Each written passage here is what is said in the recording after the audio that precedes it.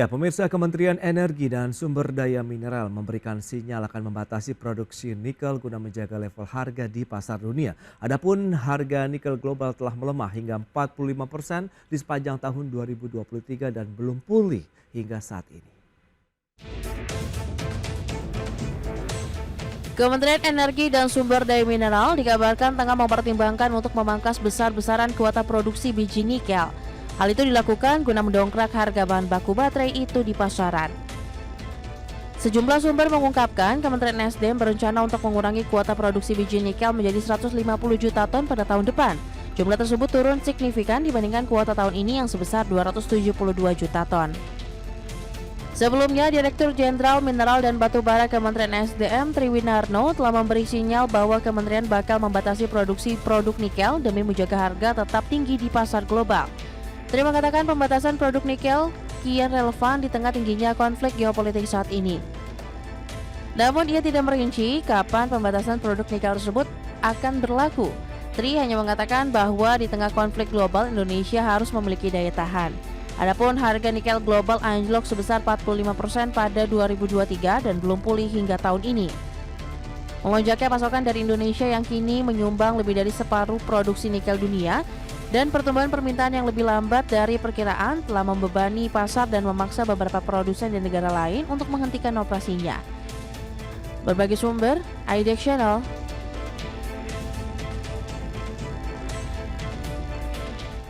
Ya, pemirsa, untuk membahas tema menarik kita kali ini terkait dengan untung rugi pembatasan produksi nikel di tahun 2025, kita sudah tersambung melalui Zoom bersama dengan Bapak Rizal Kasli. Beliau adalah Ketua Badan Kejuruan Pertambangan Persatuan Insinyur Indonesia. Halo Pak Rizal, apa kabar? Alhamdulillah, baik-baik Mas Pras. Baik, terima kasih juga atas waktu yang disempatkan dan sudah bergabung juga Ibu Medi Catherine Lengke, Sekretaris Umum Asosiasi Penambang Nikel Indonesia atau APNI. Halo Bu Catherine, apa kabar? Baik, Mas Pras. Siap, terima kasih juga atas waktu yang disempatkan dan langsung saja kita akan review ini Bu Medi, bagaimana Anda melihat perkembangan terkini dari industri hulu pertambangan nikel di Indonesia, kemudian tantangan apa saja yang masih menyertainya. Silakan. Ya, terima kasih Mas Pras. Jadi sebagai informasi Ya, kehebohan nikel di tahun 2024 nih Mas Pras, ya, jadi kita cukup bersyukur bahwa sampai di akhir tahun ini di 2024 nikel Indonesia memegang peranan penting dunia. oke. Jadi sejak Januari sampai di akhir tahun ya, Desember, kita melihat produksi nikel Indonesia, nikel turunan itu sekitar 2,4 juta ton. Itu masih memegang 53% dari total global market size dunia. Artinya kita masih nomor satu loh Mas Pras ya. Oke, Nah, cuma kan dalam hal ini itu sangat amat berpengaruh kepada kondisi nikel global, yaitu iya, salah satunya harga masih tetap turun ya.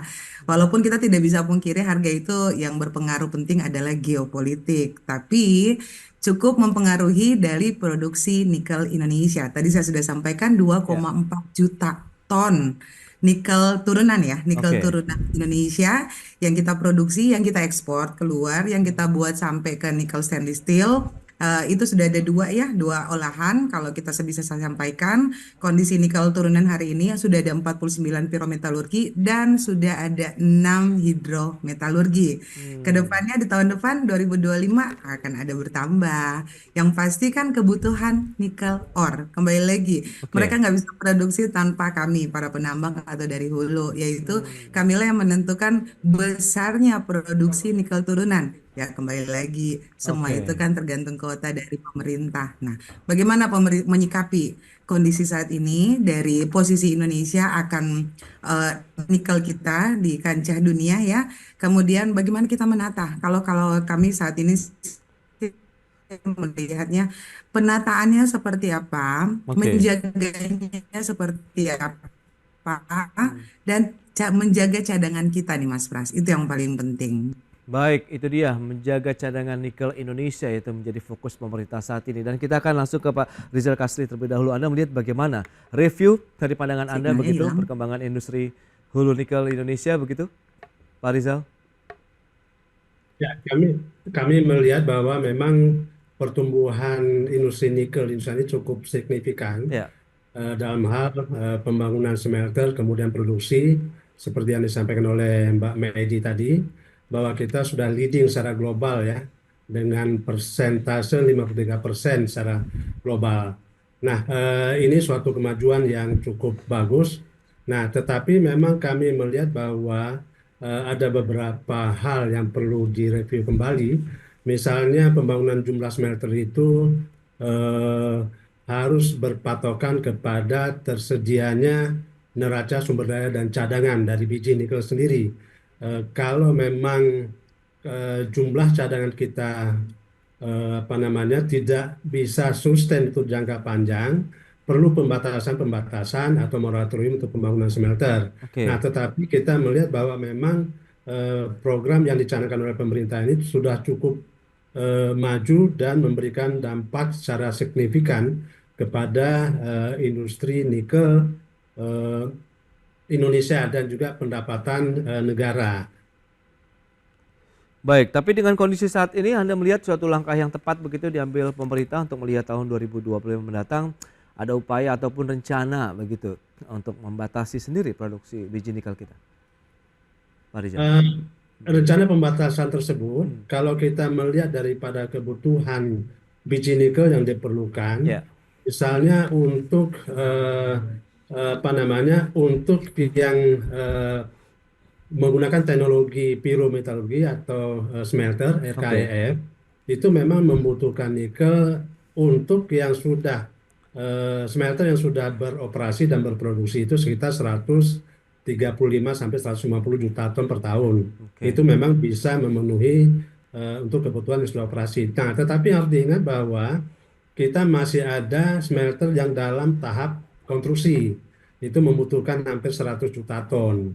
Nah, apakah tahun 2025 itu ada smelter yang sudah siap untuk berproduksi atau tidak? oke. Dan kemudian masih ada dalam tahap perencanaan dan financial closing ya.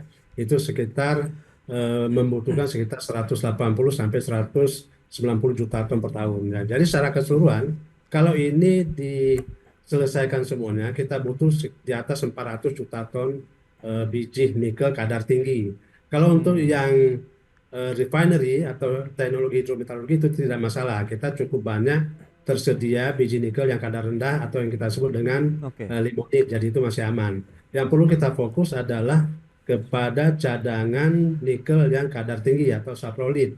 Ini yang menjadi pertimbangan untuk apa namanya dilakukan beberapa kebijakan yang positif sehingga dapat mendukung Oke. kemajuan industri nikel di nasional Indonesia. Baik, Bu Medi, sebenarnya saat ini kalau kita lihat serapan dari smelter-smelter terkait dengan biji nikel tadi yang lebih banyak di kadar tinggi atau kadar rendah sih, sehingga ini kan kaitannya dengan ada wacana pembatasan produksi nikel Indonesia juga di tahun 2025 mendatang.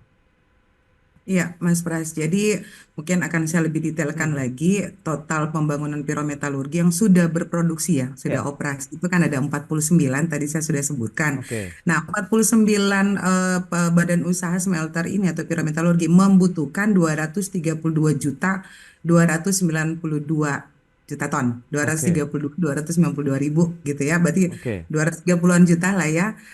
Kalau untuk 6 line hidrometalurgi itu membutuhkan sekitar 62 juta ton.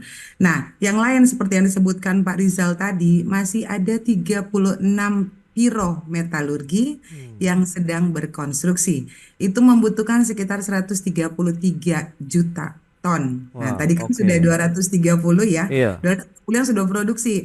Nah, nambah lagi kalau yang berkonstruksi itu ada 133 line dari 36 smelter itu membutuhkan 158 juta ton. Itu khusus piro Hmm. yang tadi disebutkan Pak Rizal, Oke, membutuhkan biji nikel kadar tinggi atau kita disebutkan saprolite yang menghasilkan nickel pig iron, ferronikel, nickel matte dan seterusnya.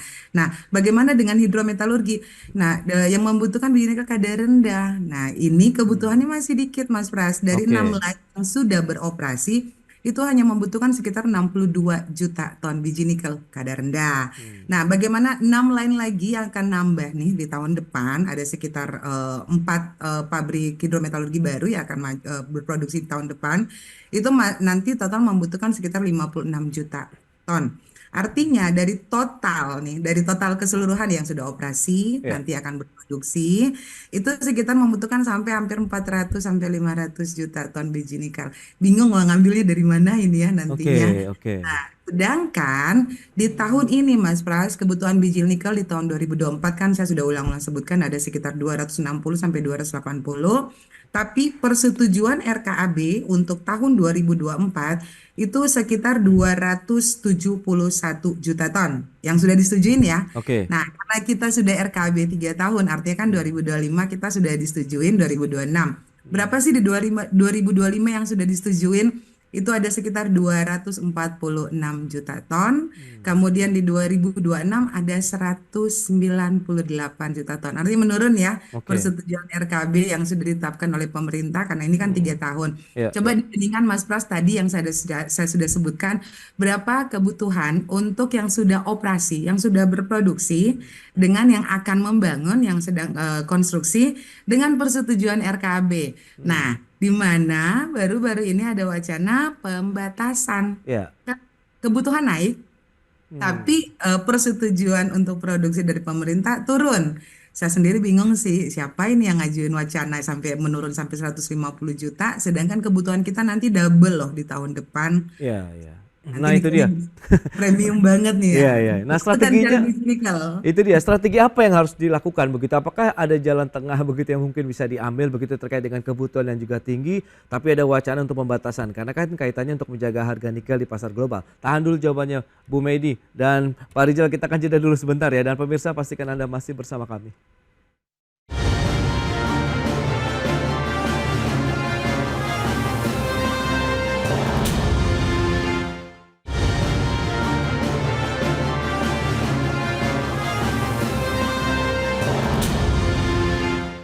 Ya, terima kasih Anda masih bergabung bersama kami dalam Market TV. Kita lanjutkan kembali perbincangan menarik ini bersama dengan Ibu Medi Catherine Lingki, Sekretaris Umum APNI. Kemudian juga ada Bapak Rizal Kasli, Ketua Badan Kejuruan Pertambangan dari Persatuan Insinyur Indonesia. Baik, nah Bu Medi, ini menarik kalau memang tadi Anda katakan begitu ada demand yang cukup tinggi juga untuk industri nikel di dalam negeri. Sementara di sisi lain ada wacana untuk melakukan pembatasan produksi biji nikel juga di tahun 2025 mendatang. Kemungkinan apa yang akan terjadi begitu? Apakah muncul bottleneck baru begitu nanti untuk industri nikel Indonesia ke depan? Ya, Mas Pras. Jadi Ya, harus diingat bahwa persetujuan RKB kan tadi saya sudah sampaikan ya, ya, bahwa pemerintah sudah memberikan persetujuan, kembali lagi persetujuan RKB yang karena berlaku 3 tahun. yes, Untungnya kita kemarin mengajukan 3 tahun, artinya sudah berjalan ya Mas Pras ya. ya, Nah, saya sudah sebutkan tadi di tahun 2025 nanti akan RKB yang sudah disetujui sekitar 246 atau 250 juta lah ya ya, untuk 2025.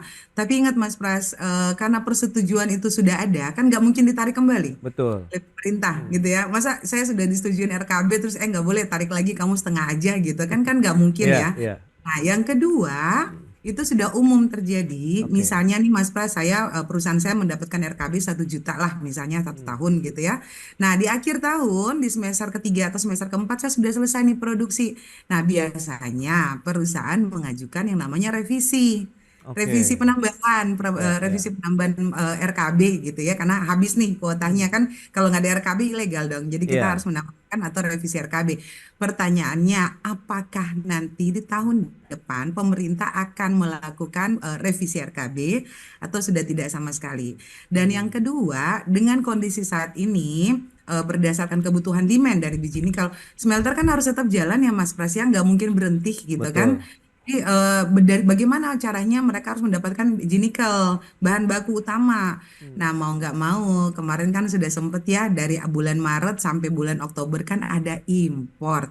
Ya, Import biji nikel dari Filipina. Nah, hmm, November, Desember sih nggak ada ya.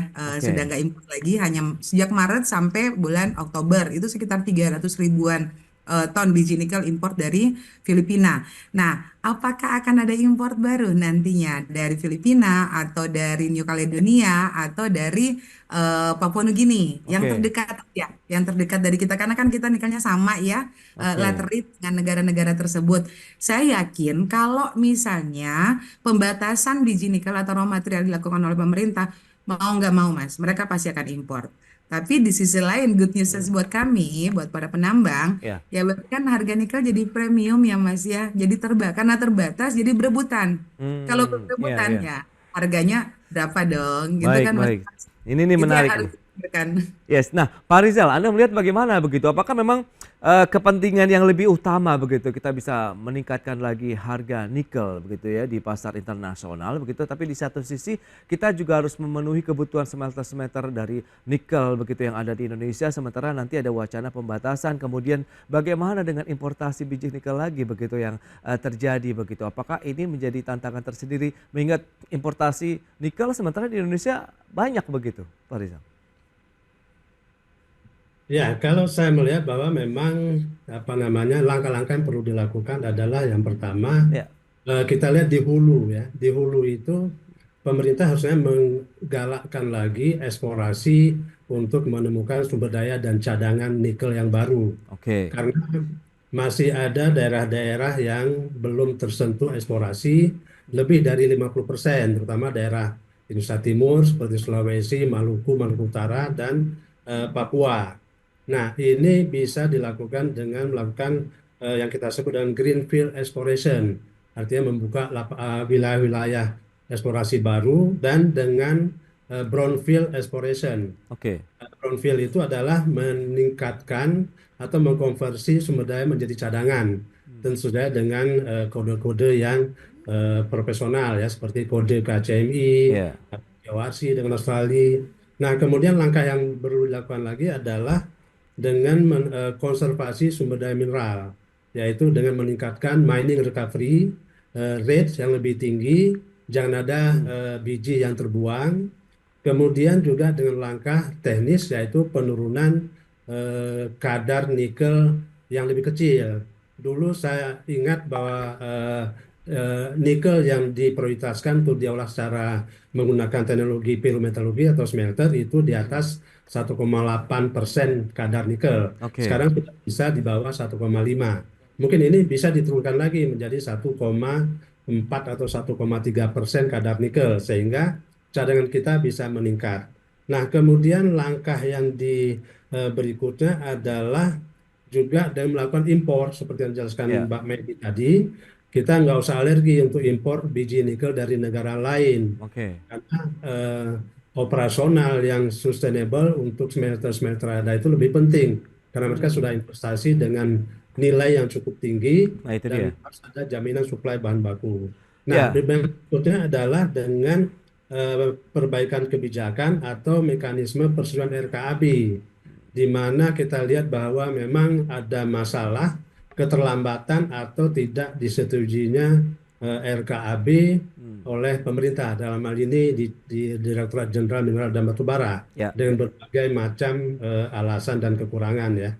Nah, kami pernah menyampaikan bahwa karena dasar dari persetujuan RKAB ini adalah laporan feasibility study atau studi kelayakan, kemudian AMDAL, Ya. kemudian juga rencana reklamasi dan rencana penutupan tambang RR dan RPT, dan juga RIPPM. Nah, seyogianya supaya tidak menjadi masalah ke depan dan keterbatasan sumber daya di Kementerian SDM. Nah, RKAB ini hanya didasarkan kepada dokumen-dokumen yang memang merupakan perizinan yang tersebut. Nah, Oke. artinya bahwa RKAB ini tidak perlu disetujui asal memenuhi dokumen-dokumen yang sudah disetujui tersebut. Nah, tetapi memang pertanyaannya kuotanya siapa menentukan? Yaitu tetap pemerintah menentukan. Pemerintah harus melakukan Ya. kaji secara detail untuk melihat supply dan demand terhadap kebutuhan biji nikel tersebut.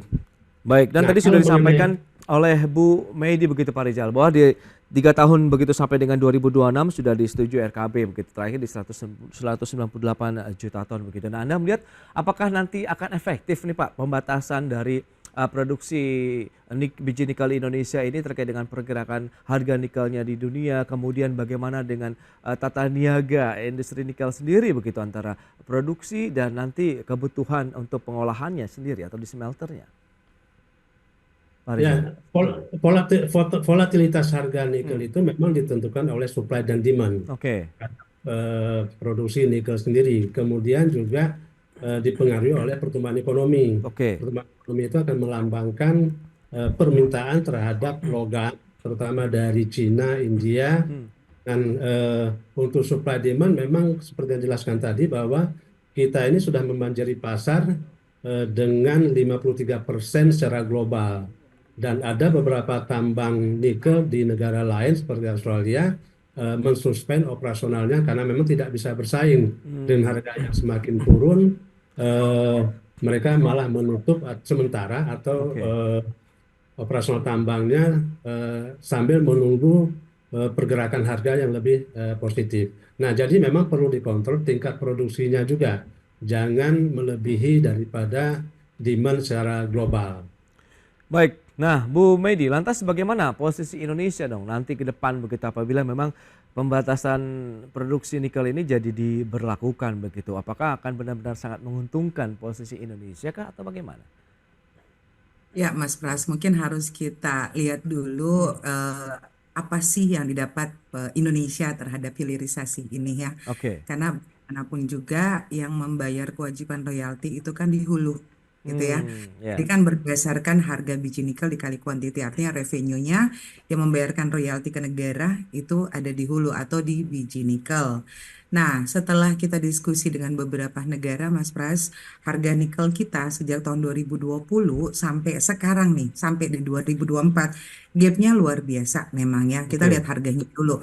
Indonesia rata-rata untuk biji nikel dari untuk semua grade ya, saya ngambil yang grade tinggi dulu, Oke. 1,8. Itu gapnya dari 2020 sampai di 2024 rata-rata hanya $37 average. Sedangkan harga internasional sampai $67 ya Hmm. average gitu ya. Itu saya compare dengan beberapa negara lain seperti dari Cina atau dari Eropa. Nah, perbedaan harga ini kan sangat amat mempengaruhi dari royalti. Karena kalau saya hitung juga sejak tahun 2023 sampai di 2024 karena perbedaan harga ini itu gap penerimaan negara itu sampai 6,3 billion US dollar. Ya, kalau kita lihat harganya dulu nih Mas Pras ya. Oke. Yang kedua, kalau yang kita lihat seperti tadi disampaikan Pak Rizal bahwa masih banyak sebenarnya wilayah baru. Kita ini concern banget terhadap cadangan. Ya kalau biji nikel kadar tinggi yang dipakai semua ya habis Mas Pras. Oke. Tapi kalau biji nikel kadar rendah, ulang-ulang saya sampaikan mungkin dari total cadangan, mungkin bisa dikoreksi Pak Rizal antara 60-70% itu biji nikel kadar rendah, yaitu Hmm. 1,5% ke bawah yang kita Oke. sampaikan untuk penggunaan hidrometalurgi. Nah, demand tadi saya sudah bilang hidrometalurgi demandnya masih dikit dibanding dengan pirometalurgi.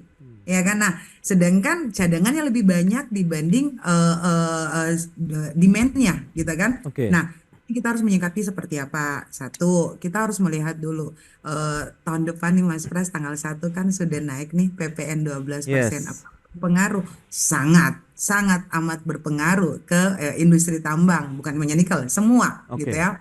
Nah, dengan kenaikan biji nikel ini, dengan kenaikan pajak ini, bagaimana perusahaan bisa survive? Satu, yang kedua bisa membuka lahan baru, Hmm. yang ketiga kita bisa win-win solution nih sama smelter karena kan kita harus dukung ya smelter ini atas demand biji nikelnya. Tadi saya Oke. sudah bilang, negara lagi butuh duit sebenarnya ya, tapi Hmm. ada gap harga sampai 6,3 billion US dollar. Yang kedua, bagaimana demand supply dunia? Mas Pras, tadi saya sampaikan 53% dari total produksi kita Ya. itu akan bertambah terus dari 2020 sampai di 2024 ini kita menambah sampai 1,5 juta ton. 1,5 juta ton produksi nikel, Ya. di mana diperkirakan seluruh produksi dunia itu akan menurun sampai 450 ribu ton. Artinya ada over supply di sini. Ya, Oke. akan ada over. Kembali lagi, produksi Indonesia dari tahun 2020 sampai tahun 2024 grafiknya naik, penambahannya sampai 1,5 juta ton, di mana demand dunia itu menurun, ada penurunan sampai 450 ribu ton. Gitu ya, untuk Oke. nikel. Nah, bagaimana kita menyingkapi? Sedangkan harga ini kan makin turun. Ya. Nah, langkah dari kami nih Mas Pras, kami sedang berdiskusi dengan pemerintah. Kembali, saya ulang-ulang dari tadi singgung. Nikel premium. Nikel premium itu apa? Saatnya APNI sedang mencoba berdiskusi dengan pemerintah untuk merevisi HPM. Ya, kita harus menghitung harga biji nikel limonit karena selama ini kan transaksi belum ada ya berbasis HPM untuk limonit atau Ya. biji kadar rendah. Kedua, tahun 2023 kita produksi kobalt terbesar dunia, di mana kobaltnya masih gratis, sedangkan di situ ada potensi penerimaan negara. Nah, kita lagi menghitung nih Oke. harga kobalt ya, Ya. Ya. lumayan ya, Mas Pras, $34 karena harga kobalt itu 3 kali lipat dari harga nikel, Hmm. walaupun 0,1 0,2 aja Ya. Ya. kandungan kobalt di nikel kita. Yang ketiga, kembali nikel premium. Kita ini Mas Pras sebagai informasi, kita sedang beruber dengan undang-undang baterai. Undang-Undang Baterai ya. Undang-Undang Baterai EU itu atau Eropa itu sudah mensyaratkan di 18 Februari 2025 akan meluncing primer sekunder untuk paspor baterai ya. Oke. Di 18 Agustus 2025 sudah meluncing aturan EU untuk baterai. Di 2027 berarti setahun lagi ya kan? Oke. 2027 seluruh baterai yang masuk ke pangsa Eropa sudah berbasis ESG atau Oke. wajib menggunakan baterai paspor. Baterai paspor itu apa? Ya persyaratannya yaitu ESG. Nah, kita kan sudah mulai harus menata nih Mas Pras. Jadi kalau kita Iya. lihat garis merahnya ya, apakah dari biji nikel, bagaimana pembatasan. Kedua adalah kita melakukan tata kelolanya yang sudah berbasis ESG. Kita Oke. sudah punya I, kita Iya, iya. sudah punya S, kita sudah punya G, tapi aturan mengenai ESG belum ada. Apakah audit untuk agensi-agensi dunia seperti IRMA, RMI, atau Nickel Mark, atau yang lain-lain, itu berat banget loh Mas Pras ya. Dari Baik. Perapi kemarin, Pak Rizal, mantan Perapi, Oke. itu juga sedang menyusun, kami juga sedang menyusun, bagaimana nikel Indonesia bisa menjadi nikel premium. Oke, Nikel oke. premium, kembali lagi, Iya, iya. basis ESG. Nah, ini yang sedang kita lakukan Mas Pras. Jadi, Baik. tergantung pemerintah lah bagaimana menindaklanjutinya, tapi yang pasti untuk nikel bisa masuk pangsa Iya. Eropa, kita harus berbasis paspor.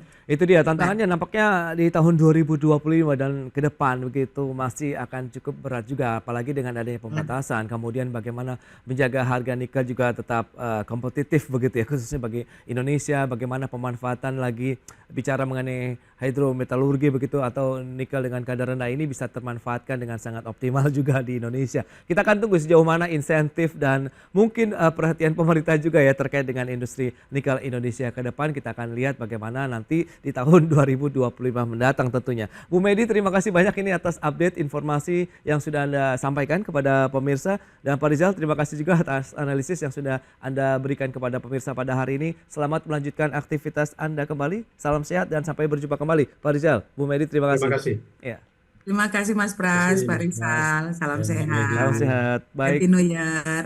Yes, Happy New Year juga dan pemirsa 1 jam sudah saya menemani Anda dalam Market Review. Perbarui terus informasi Anda hanya di IDX Channel, your trustworthy and comprehensive investment reference. Karena urusan masa depan harus ke depan, aku investor saham. Ya saya Prasetyo Wibowo beserta seluruh kerabat kerja yang bertugas pamit undur diri. Terima kasih, sampai jumpa.